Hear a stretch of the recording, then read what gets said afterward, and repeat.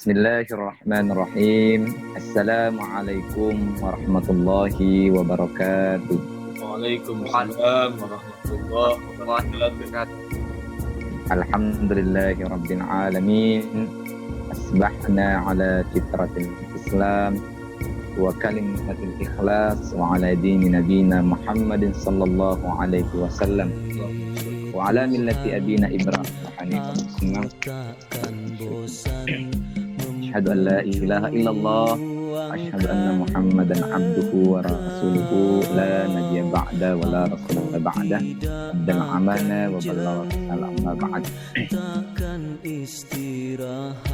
Pemirsa sahabat seiman agama yang Allah dirahmati dan dimuliakan oleh Allah Subhanahu wa taala, kembali kita bersyukur kepada Allah karena melalui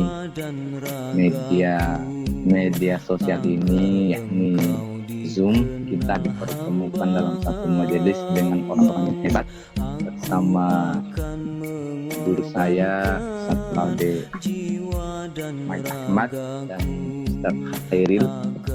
Mereka adalah orang-orang yang hebat, orang-orang yang soleh, dan semoga percikan-percikan ilmunya terpercik terhadap kita untuk senantiasa menanamkan dan meningkatkan kecintaan kita kepada Allah Subhanahu wa taala. Nah, itulah bentuk kesyukuran kita pada hari ini kembali bermajelis dengan Allah. Kemudian salawat serta salam marilah kita senantiasa diberikan kepada suri teladan kita Nabi Muhammad sallallahu alaihi wasallam. Berkat perjuangan beliau yang kemudian membawa kita dari zaman jahiliyah, berkat cinta Rasulullah sallallahu alaihi wasallam sampai saat ini kita masih bisa menikmati indahnya persaudaraan, indahnya beriman kepada Allah Subhanahu wa taala. Sahabat seiman yang Allah dirahmati dan dimuliakan oleh Allah Subhanahu wa taala. Alhamdulillah pada siang menjelang sore ini kita bermajelis kembali melalui media sosial.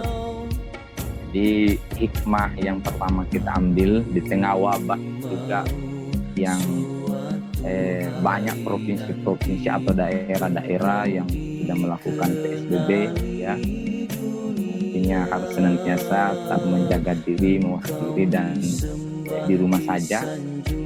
Lain sebagai bentuk ketaatan kita kepada pemerintah untuk mengamalkan hadis-hadis Nabi terkait dengan wabah corona, namun tidak menurunkan semangat kita untuk senantiasa bermajelis ilmu bersilaturahmi, karena Allah Subhanahu wa taala memberikan fasilitas-fasilitas yang lain, tentunya dan majelis seperti ini, dan mudah-mudahan ini menjadi jalan keberkahan, menjadi penyemangat buat kita, pendidikan buat kita, insyaallah.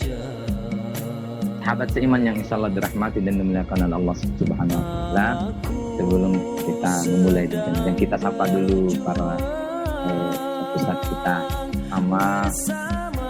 Kita sapa dulu guru kita.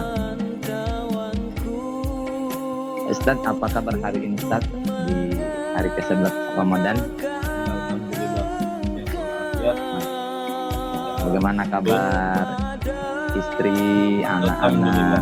Semua sehat-sehat. Kemudian kita sapa kita yang kedua, Ustaz Khairil. Bagaimana kabar di sana di Maros, ya? Alhamdulillah baik. Sepertinya saya tidak menyapa pasangannya. Beliau masih jomblo. Mudah-mudahan Allah Subhanahu wa taala menjadikan statusnya menjadi jomblo muda penuh berkah. Amin. Dan segera diberikan jalan atau diberikan jodoh oleh Allah Subhanahu wa taala.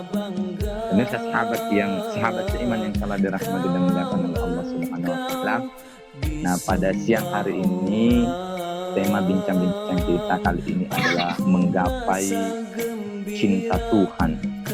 Nah, semua orang pasti mengharapkan cinta Allah Subhanahu wa Ta'ala. Semua manusia atau yang mengaku dirinya hamba Allah pasti dan selalu mengharapkan cinta Allah. Mungkin ada beberapa jalan yang akan kita tempuh supaya Allah pun juga mencintai hambanya. Kira-kira seperti itu. Karena kenapa? Sang pemilik cinta yakni Allah adalah segalanya buat kita. Oleh sebab itu kita berharap bagaimana cinta Allah itu, selain kita mencintai Allah, kita juga mengharapkan bagaimana cinta Allah juga tertuju kepada kita.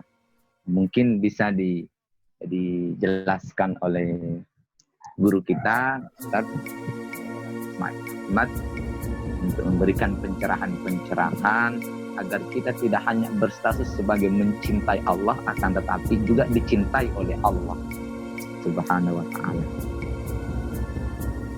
Tafadhol ya Ustaz, mohon pencerahannya tentang bagaimana menggapai cinta Tuhan ini. Ustaz, tafadhol masykur. Assalamualaikum warahmatullahi wabarakatuh. Waalaikumsalam warahmatullahi wabarakatuh. Alhamdulillah, salatu wassalamu ala Rasulillah Muhammad. Kedua adinda saya, adik-adik saya muliakan, orang-orang yang dijaga hatinya oleh Allah, Allah hidup dalam ketaatan pada Allah Subhanahu wa Ta'ala.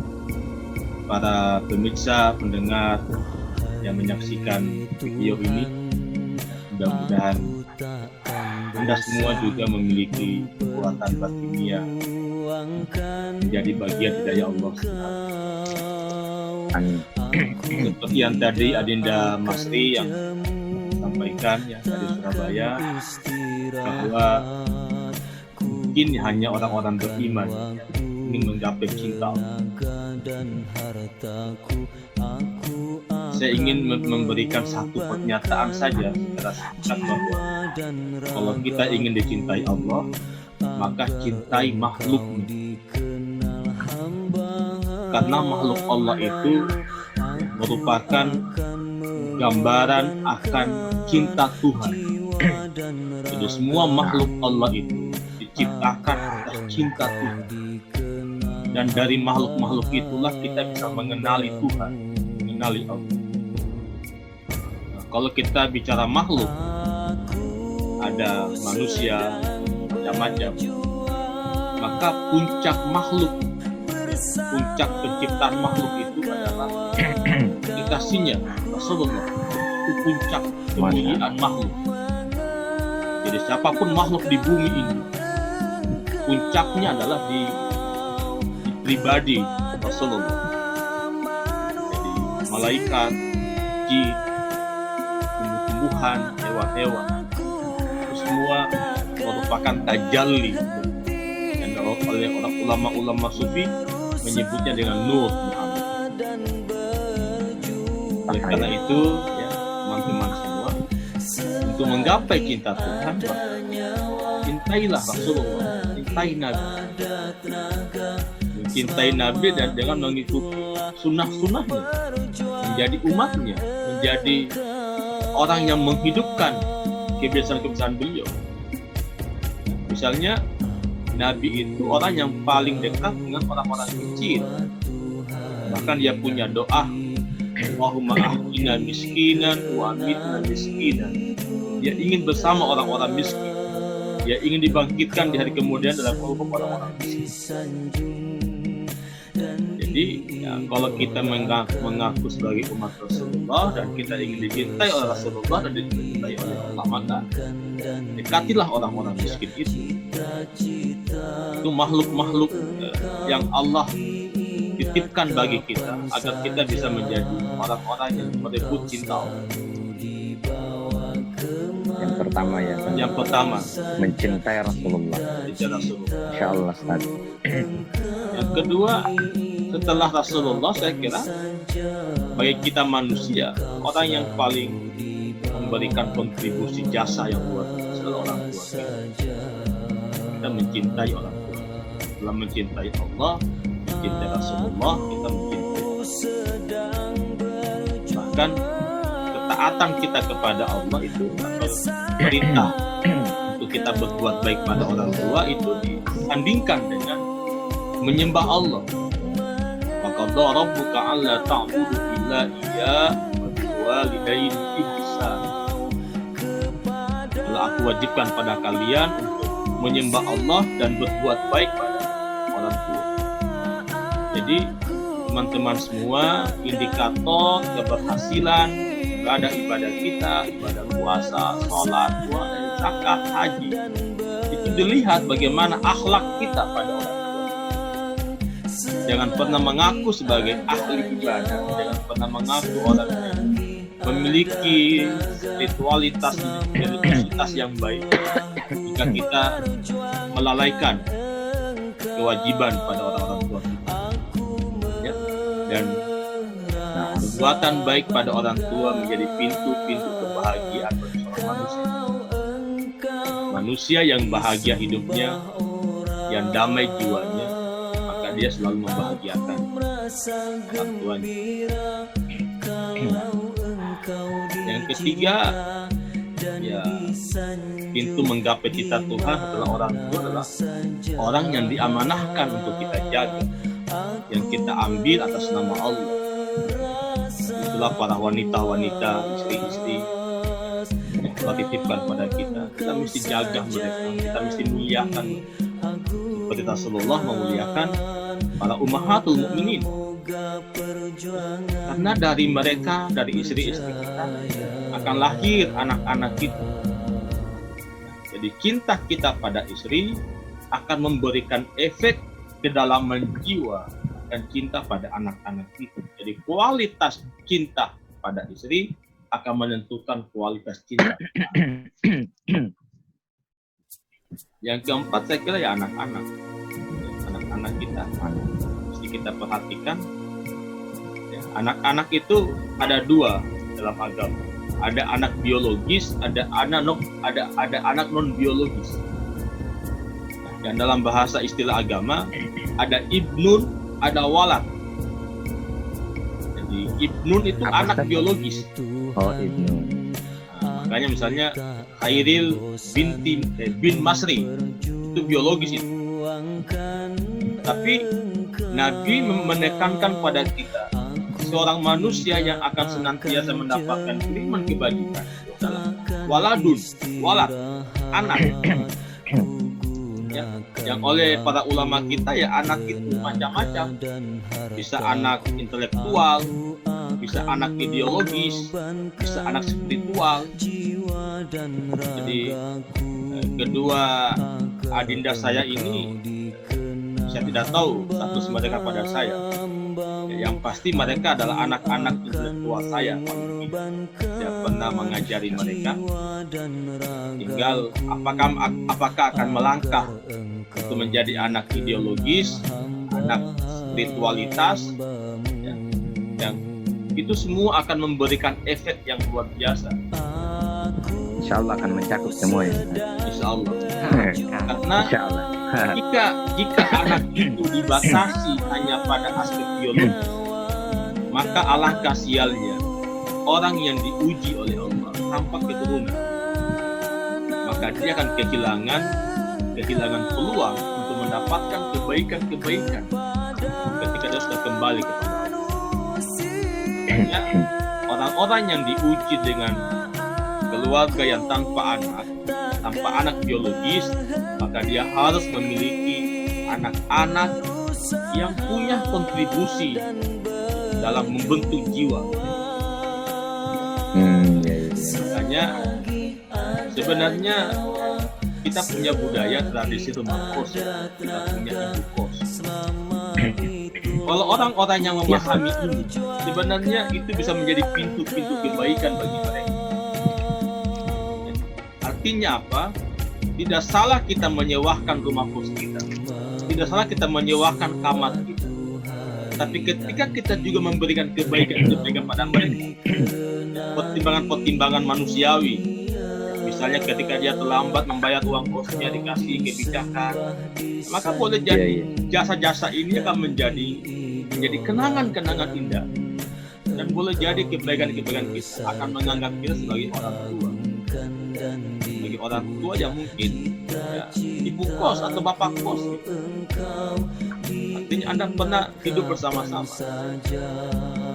Makanya itulah peran ya, itulah pentingnya kita membangun hubungan kemanusiaan supaya kita itu punya jejak sosiologis yang kokoh dalam masyarakat.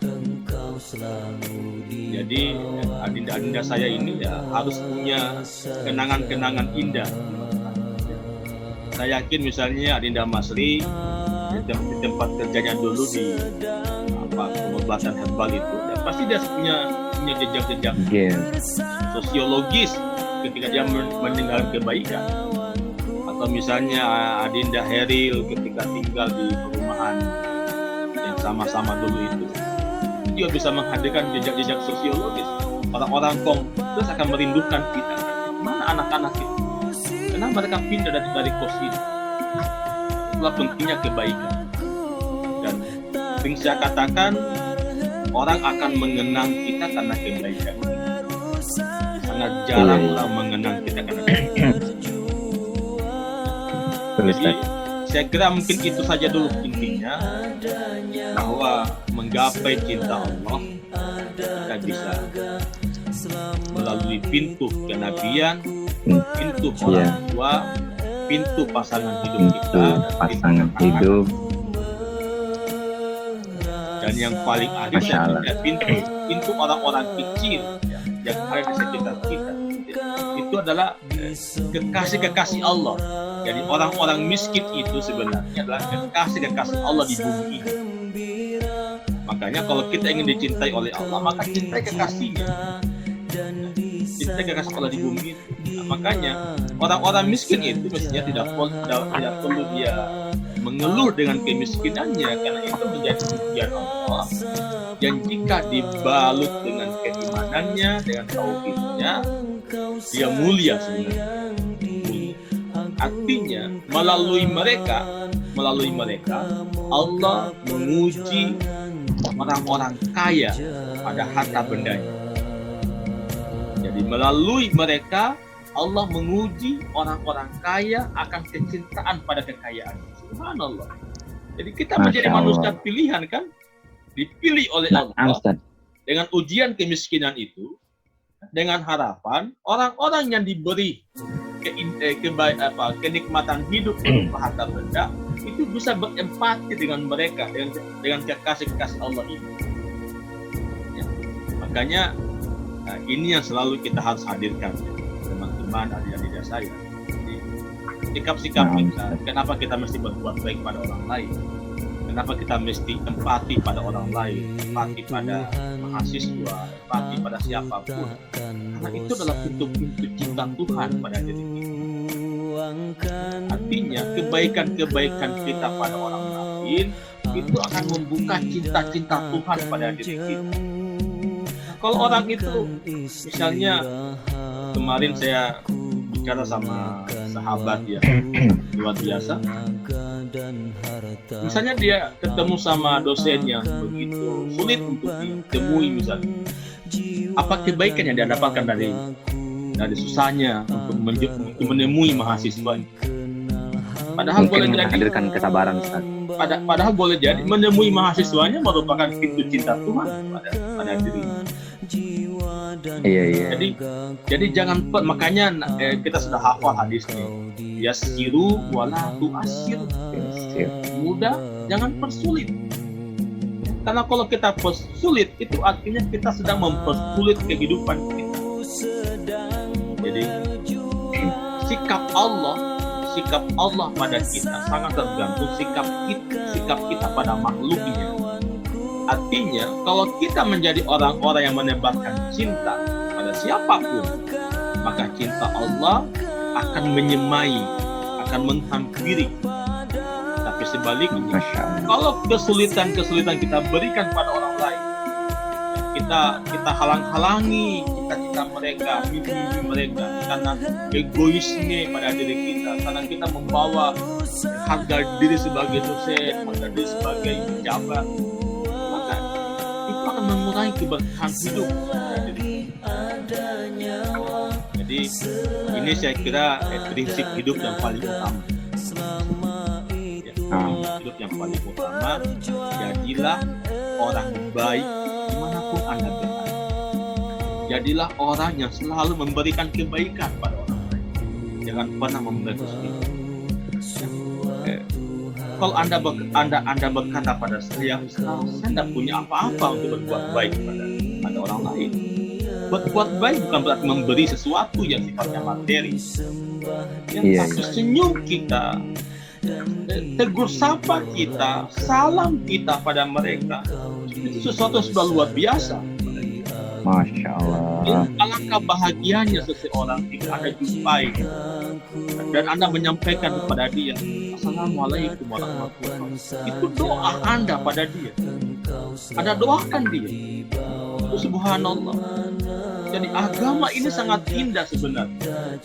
Karena tidak menutup siapapun kita untuk bisa berbuat baik kepada siapapun. Jika Anda tidak punya materi, Anda tidak punya kekuatan dana, tidak punya kekuatan ilmu, tidak punya kekuatan apa-apa, ada ucapan-ucapan yang ringan Anda sampaikan pada orang. Dengan mengucapkan salam pada dia, itu sudah luar biasa. Anda sedang meminta Tuhan sebagai pemilik salam untuk menyelamatkan dia. Apakah keselamatan jiwa, apa selamat rohaninya, macam-macam. Yang penting ada ucapan lisan kita. Assalamualaikum warahmatullahi wabarakatuh. Saya kira teman-teman semua, kalau Anda bisa memegang prinsip hidup seperti ini, maka Anda menjadi orang-orang yang bahagia jiwanya. Akan banyak teman, akan banyak sahabat, akan banyak orang-orang yang merindukan Anda dalam kehidupan. Tapi sebaliknya, kalau Anda tidak memiliki prinsip hidup seperti ini, maka kesusahan hidup, kesulitan hidup akan hadir pada kehidupan. Ya, saya kira ini pengantar saja. Ada dua sahabat saya, adinda saya, adik saya semua ini orang-orang luar biasa yang bisa mengelaborasi lebih jauh. Ya, kan?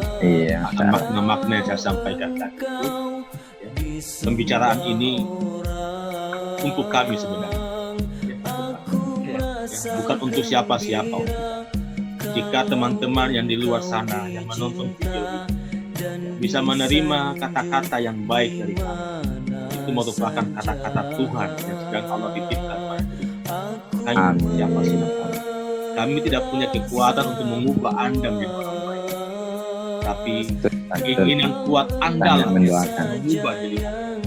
Keinginan kuat Anda melalui kekuatan Tuhan, bisikan Tuhan pada jiwa.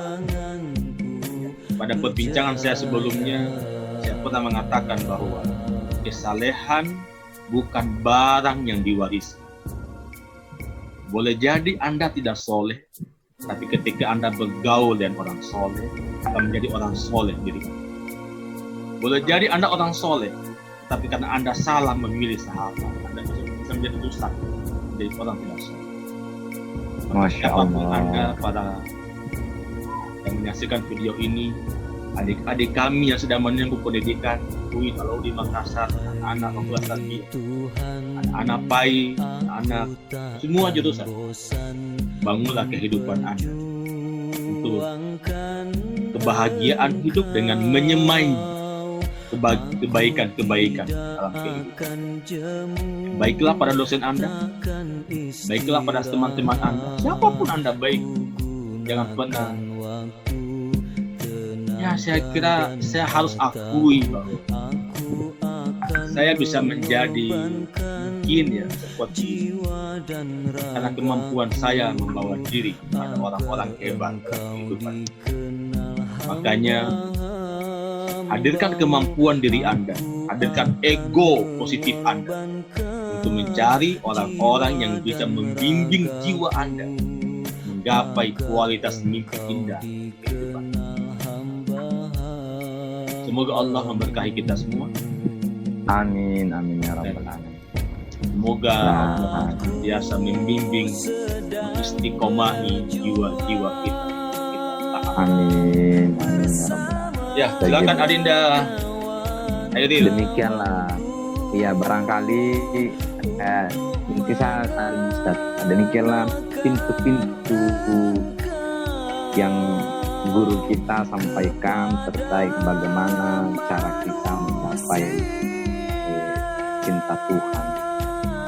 Dan di sela-sela nasihat ilmu yang disampaikan oleh beliau terungkap bagaimana rumus untuk kemudian menggapai ridho Tuhan, terungkap bagaimana perlakuan kebaikan beliau selama ini terhadap kita, khususnya pemirsa juga yang menyaksikan video ini, bahwa harus senantiasa memudahkan orang lain semampu kita, memudahkan urusan orang lain. Dan seperti itulah realitanya yang secara pribadi saya rasakan yang dipersembahkan guru kita terhadap kita, khususnya mahasiswa-mahasiswa yang pernah diajar oleh beliau.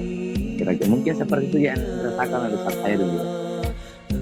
Nah, ternyata resep itu, rumus itu adalah hakikat bagaimana cara menempuh atau meraih cinta Tuhan, ya Ustaz. Barangkali ada yang ingin disampaikan, ingin dipertanyakan, Ustaz Heri gimana terkait dengan bagaimana karena di salah satu menggapai atau membuka pintu untuk meraih cinta Tuhan adalah dengan mencintai sebuah pasangan. Nah, ini khusus ini. Apakah kemudian sampai sekarang yang seperti itu ada keraguan-raguan atau seperti apa, bisa didiskusikan? Ya, silakan saudaraku Pak Ustaz. Ya, baik. Bismillahirrahmanirrahim. Jika kita berbicara mengenai untuk menggapai mahabbah Allah kepada kita, saya hanya mengambil perumpamaan. Ketika kita patuh dan hormat kepada kedua orang tua, otomatis orang tua kita itu akan sayang kepada kita. Pasti dia akan menyayangi kita. Ketika ada masalah, dia akan memberikan solusi kepada kita. Ketika kita membuat kesalahan, dia akan memberikan nasihat kepada kita. Apabila kita bahagia, jelas dan percaya kedua orang tua kita juga akan ikut bahagia. Begitu pula ketika kita patuh kepada Allah, patuh kepada perintahnya, insya Allah Allah akan mencintai kita lebih daripada kita cinta kepada Allah. Ketika kita memiliki kesalahan, Allah Maha Pengampun. Ketika kita tersesat, insya Allah akan memberikan kita ujian supaya kita kembali kepada Allah. Jangan merasa bahwa Allah ini tidak cinta kepada kita. Yakin dan percaya ketika kita patuh kepada Allah, patuh kepada perintahnya, yakin dan percaya Allah akan dekat dengan kita. Allah akan cinta kepada kita. Allah akan selalu menjaga kita.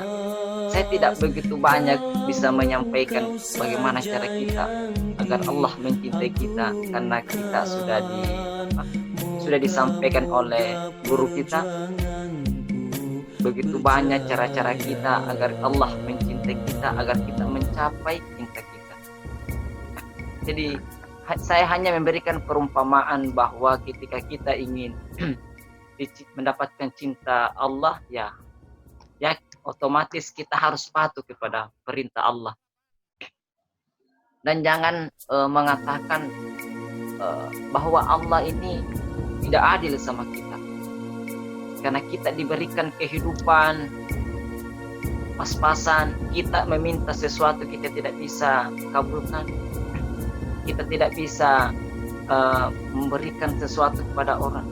Jangan kita zauzun kepada Allah bahwa Allah itu tidak adil sama kita. Sesungguhnya Allah itu sangat sayang kepada kita. Kita meminta kepada Allah, minta untuk mendapatkan pekerjaan yang, tetapi Allah belum memberikan. Jangan zauzun kepada Allah. Mungkin Allah memberikan kita kesehatan, itulah gantinya dari permintaan kita untuk meminta pekerjaan. Jadi jangan kita sekali-kali suzon kepada Allah, karena ketika kita menghadirkan sifat suzon kepada Allah, maka kita akan susah untuk mendapatkan cintanya Allah. Karena ketika kita tidak suka kepada orang tua, maka orang tua pun kita tidak akan suka. Mungkin ini yang dapat saya sampaikan, karena saya tidak begitu begitu luas pemahaman saya, karena kita tadi sudah disampaikan oleh Ustaz kita. Namun saya ingin bertanya kepada Ustaz. Ya, silakan Indah. Ustaz, silakan Ya, mengenai tentang meraih cinta kita. Ya. Kita melihat fenomena saat ini, pemerintah begitu banyak mengeluarkan statement bahwa ketika kita keluar, kita pakai masker, Ya. kita cuci tangan, kita tidak boleh membuat atau mendatangi kerumunan banyak orang. Ketika kita berinteraksi sama orang, kita harus memiliki jarak 1 meter. Apalagi ini PSBB, kita dilarang mudik, karena kita tahu bahwa ketika kita mudik, otomatis kita bisa silaturahmi kepada kedua orang tua, kepada keluarga, menyambung silaturahmi. Yang ingin saya tanyakan, apakah dengan kita patuhi perintah pemerintah, apakah ini salah satu bentuk cara kita supaya kita mendapatkan cintanya Allah? Mungkin itu dapat saya sampaikan, Ustaz. Pertanyakan mohon ke luar biasa. Oke. Langsung dijawab. Ya, terima Guru, kasih ya. banyak. Langsung dijawab. Jadi yang tadi antum sampaikan itu sangat luar biasa. Ya. Iya, Jadi pada dasarnya segala kehidupan kita ini bagian cinta Tuhan. Bagian cinta Tuhan. iya. Jadi wabah COVID-19 ini cinta Tuhan pada kita. Selama kita mampu mengambil, memetik hikmah di balik itu. Jadi jangan dilihat secara umum, spesifik saja bahwa buruk itu buruk. Tidak. Di balik keburukan ada cinta di situ. Iya. Jadi setiap hal yang Allah berikan pada kita itu bagian dari limpahan-limpahan cintanya, dengan catatan kita harus mampu menerima dan memetik hikmah di balik. Ini COVID-19 kan mungkin bagi sebagian orang buruk, gitu. Membunuh orang, membatasi kita bergerak, gitu. Tapi hikmahnya apa? Hikmahnya luar biasa kan. Begitu banyak orang menjadi orang-orang sosial hari ini, berbagi. Orang-orang kaya mengumpulkan harta bendanya, dia bagi ke orang lain. Bahkan kita menyaksikan pemerintah kita hari ini yang dulunya jarang memberikan 600.000 per bulan, sekarang digaji kan pemerintah ini. Tapi COVID ini membawa berkah. Jadi meskipun di satu sisi juga sedang merusak tatanan sosial kita, tapi kita harus membaca diri, membaca kehidupan sosial kita. Kenapa Allah kemudian memutuskan ini semua? Sedikit dan bahwa ternyata aplikasi Zoom ini waktunya terbatas, hanya 40 menit, tapi ya, alhamdulillah kita bergabung kembali melanjutkan perbincangan kita terkait dengan ketaatan kita terhadap pemerintah di tengah wabah COVID-19 ini. Apakah bagian daripada salah satu untuk meraih cinta Allah? Ya, saya kira kalau antum baca Al-Quran, ati Allah wa ati Rasul wa ulil amri minkum. Taati Allah, taati Rasul, dan taati orang-orang yang diberi urusan. Yang bisa pemerintah, bisa ulama, bisa suami, bisa istri. Jadi ulil amri itu kan bukan makna tunggal tentang pemerintahan ya. Iya. Jadi secara harfiah ulil amri segala sesuatu yang memiliki urusan, yang diserahi urusan. Nah, jadi kalau urusan rumah tangga kan ya suami gitu. Maka istri, anak-anak mesti taat pada suami. Nah, urusan rumah tangga ya, yang sifatnya domestik itu menjadi tanggung jawab ibu, tanggung jawab istri, maka ya suami taat pada istri ketika dia hal-hal yang domestik.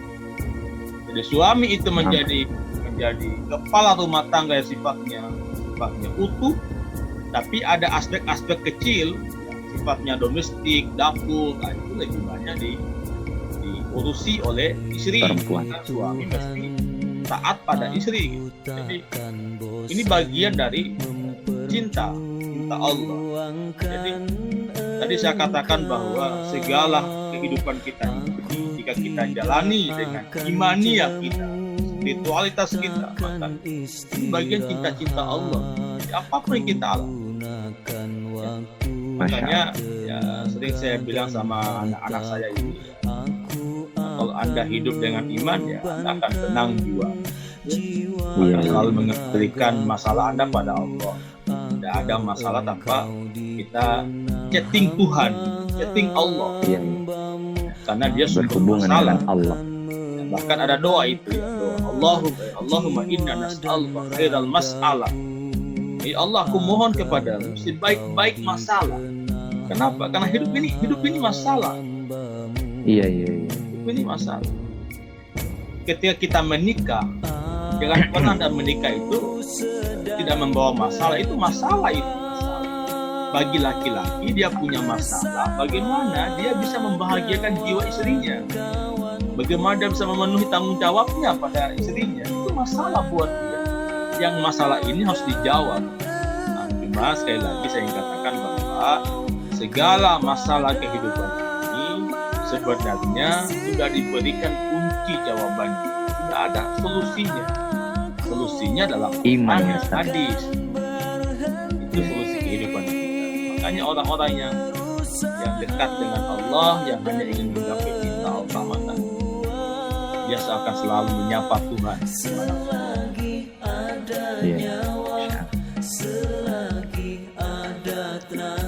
Jadi saya kira itu ya, Dinda Hairil ya, belum bergabung ya. Jadi saudara Hairil belum bergabung. Jadi orang tidak mudik ke kampung karena cinta. Jadi Anda mudik memang cinta orang tua gitu. Tapi kalau Anda mudik membawa virus, artinya Anda tidak mencintai mereka. Kalau Anda berkata, Ustaz, saya kan sehat, Ustaz, saya tidak punya virus. Tapi ya demi keselamatan kita semua, ya, demi kewaspadaan, kehati-hatian kita, tidak ada masalah kita menahan diri. Ini kan puasa kan menahan diri ini. Imsak. Ya, menahan diri dari keinginan pribadi. Kita harus mengikuti aturan pemerintah yang sedang memberikan batasan-batasan sosial. Saya kira itu ya, tidak Mas Rik. Iya, Mas. Syukran jazakallah Ustaz. Ya, sepertinya Hairil belum bergabung lagi ya. Memang sudah tidak ingin bergabung atau ada kesalahan teknis ya dengan jaringan ini. Kita doakan saja semoga beliau tetap istiqomah di jalan Allah. Amin. Tetap selalu melakukan sesuatu hal-hal yang kemudian untuk meraih cinta Allah. Amin. Dan kita semua pemirsa yang menyaksikan video ini, perbincangan ini, mudah-mudahan hasil perbincangan kami tadi ini dapat mengetuk pintu hati kita untuk selalu melakukan hal-hal yang dapat menurunkan atau menghadirkan cinta Tuhan terhadap kita. Tentunya dalam melakukan segala sesuatu hal harus dengan iman kepada Allah Subhanahu wa Ta'ala. Itu kuncinya ya Ustaz ya. Kira seperti itu. Ya, kita selalu mengujungkan keimanan atas segala aktivitas kita, maka insya Allah sangat mudah bagi Allah untuk kemudian menurunkan kecintaannya terhadap kita. Jadilah kita tidak hanya sekedar pecinta Allah, akan tetapi dengan jalan-jalan itu Allah pun juga akan cinta terhadap Tuhan pun akan cinta terhadap kita. Sahabat seiman, pemirsa dimanapun siapapun yang menyaksikan ini, demikianlah perbincangan yang perbincangan kita pada hari ini, hari ke-11 Ramadan. Mudah-mudahan kita senantiasa diberikan kesehatan oleh Allah Subhanahu wa taala. Alhamdulillah, sepertinya Ustaz Khairul sudah mulai bergabung. Kita tunggu dulu sejenak.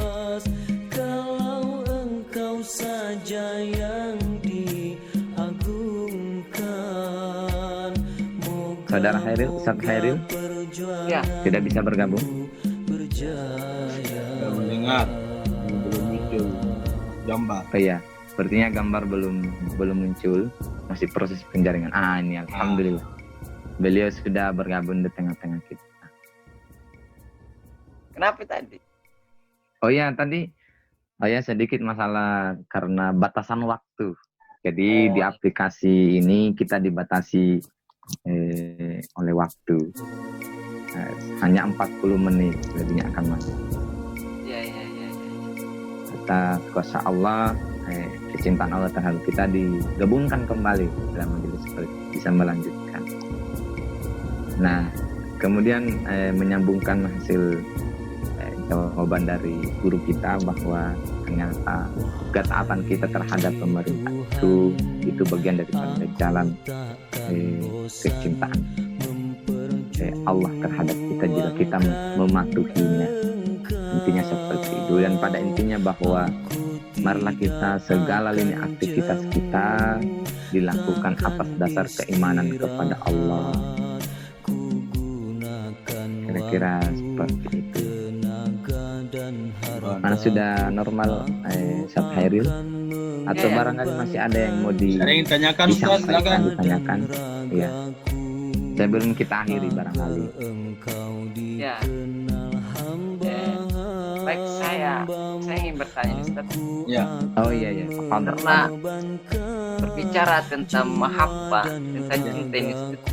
Karena kan susah sekali nih untuk kita mendapatkan sebuah mahabbah cinta ini Ustaz. Ya. Iya. Kira-kira apa yang perlu kita lakukan ini Ustaz agar kita ini memiliki atau terdapat dalam hati kita ini sebuah mahabbah, baik itu mahabbah kepada Allah, mahabbah kepada sesama manusia Ustaz. Ya. Oh ya, ini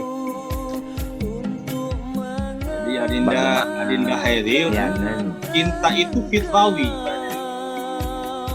Gitu. Sesuatu yang hadir selalu dalam diri.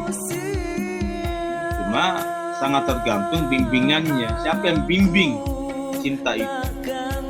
Kalau potensi cinta itu dibimbing oleh nafsu, maka yang muncul kebencian, keburukan pada orang lain. Tapi kalau potensi cinta itu dibimbing oleh iman, maka yang muncul kasih sayang. iya. Jadi siapapun di antara kita itu punya cinta. Karena kita ini produk cinta. Jadi saya katakan bahwa semua makhluk ini merupakan produk cinta Tuhan. Tuhan ingin melihat kejatian dirinya pada makhluk. Dia ingin mengenali dirinya melalui makhluk. Makanya jangan mengatakan bahwa saya tidak punya cinta. Ada cinta pada diri Anda. Cuma mungkin Anda sedang mengolah dan Anda bangun itu. Ya. Jadi makanya kata apa? Ada hadisnya itu. Luina linnas hubbus syahawat dengan bisa itu hiasan Allah. Jadi ada hiasan pada diri kita, cintai wanita, mencintai harta benda, mencintai syahwat, mencintai macam-macam. Itu fitrawi. Iya. Cuma memang problemnya pada diri kita ini ada kekuatan yang selalu menghantui diri, yang bisa membuat kita jatuh pada kehinaan, nafsu, hawa nafsu. Maka Allah menyempurnakan cintanya dengan produk Quran dan hadis itu. Jadi kenapa Al-Quran sudah menciptakan manusia kemudian masih mengutus Nabi, masih mengirimkan wahyu? Karena Nabi wahyu itu akan membimbing jiwa-jiwa manusia supaya tidak terjebak pada syahwat nafsunya. Iya. Ini yang menjadi Jadi problem kita perkara- hari ini. Jadi perkara cinta itu sebagai fitrah manusiawi itu kontranya dengan hawa nafsu ya Ustaz ya. Iya. Makanya jadi cinta itu fitrawi. Nah, Iya, iya. pertanyaannya, apakah cinta ini dibimbing oleh hawa nafsu atau dibimbing oleh iman? Ini masalah. Iya, iya.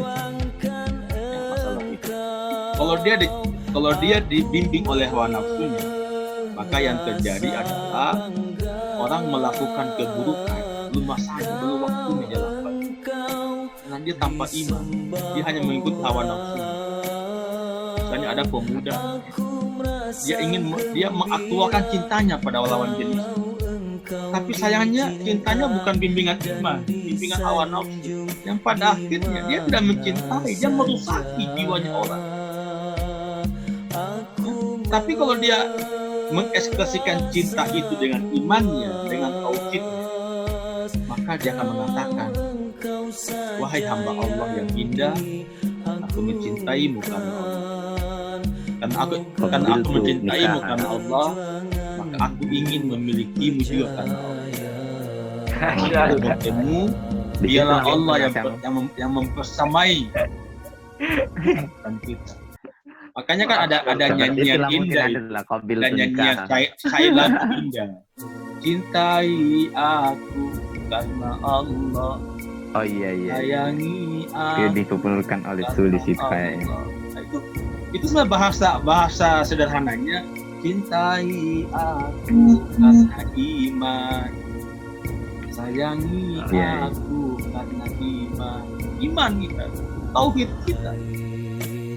Nah, jadi ini memang masalah hidup ya, masalah hidup. Jadi kita ini manusia yang berat, ada potensi takwa pada diri kita, potensi iman, potensi kebenaran, tapi juga ada potensi keburukan, jujur pada diri. Tapi sekali lagi, dengan bimbingan Quran, dengan bimbingan hadis, dengan bimbingan sahabat-sahabat yang sudah dapat hidayah Allah, insya Allah kita bisa jalan pada jalan yang benar. Tapi kalau kita meninggalkan Quran, meninggalkan hadis, bergaul sama orang-orang yang rusak, maka rusaklah kehidupan kita. Iya. Jadi, makanya tadi saya katakan, mintalah Anda memilih orang-orang yang bisa memberikan pengaruh pada kehidupan Anda, pengaruh yang baik dari kehidupan Anda. Artinya teman-teman ini kan sudah sarjana luar biasa. Anda bisa belajarlah pada orang-orang yang gagal, yang boleh jadi 6-7 tahun belum tuntas kuliahnya. Itu kan karena problem ketidakmampuan dia membawa diri pada kehidupan dia. Dia salah gaul, dia salah berteman, dia lebih banyak menyibukkan dirinya dengan aktivitas duniawi, dan memikirkan orientasi bahwa dia sedang menempuh jalan-jalan kebaikan, itu Allah dan menjadi itu yang membuat kita. Tapi kalau dia ya seperti antum-antum ini ya, dengan hidayah iman, hidayah Allah, dengan hidayah tauhid, dengan sokongan orang-orang hebat, sahabat-sahabat yang baik, Anda bisa menggapai mimpi Anda. Amin. Ini dinda saya ini kan Kiai Surabaya ini kan luar biasa. Ini, ya, para pendengar, pemirsa, adik-adikku mahasiswa, saya ingin berikan contoh fakta real ya, bagaimana kebaikan itu bisa memberikan maslahat pada kehidupan orang baik. Tidak akan pernah disia-siakan oleh Allah. Orang baik akan selalu dalam bimbingan Allah. Mungkin dia punya cinta lain pada orang lain, tapi ternyata Allah menyediakan cinta yang indah. Bukan itu yang dia inginkan, bukan itu yang dia kejar. Maka raihlah cinta Allah dan biarlah Allah yang memilih cinta. Jangan mengikuti hawa nafsu. Ya, saya akui kekuatan jiwa adinda saya yang satu ini, meskipun dipancing, meskipun saya tetap menunggu hidayah Tuhan mendapatkan itu. Ya. Iya. Bukan berarti dia tidak Itu. punya cinta pada makhluknya, tapi dia Iya. ingin menunggu cinta Tuhan yang membisikkan itu pada diri. Kekokohan tauhid itu Ustaz ya, Iya. Ustaz ya. Bagian daripada kekokohan tauhid, Ya, kekokohan sebagai- iman, bagian dari keteguhan iman, Ya. kekuatan iman. Nah, memang cinta itu memang berat. Makanya cinta tidak boleh lama di apa. Jadi Benar. kalau Anda sudah mengatakan cinta pada lawan jenis, maka cepatlah halalkan cinta itu. Iya. Karena kalau Anda sudah mengatakan Betul. cinta pada lawan jenis, maka musuh-musuh kita, ya, setan dan teman-temannya itu akan semakin kencang menggoda kita, semakin kencang membisiki keburukan pada diri kita. Masya Allah.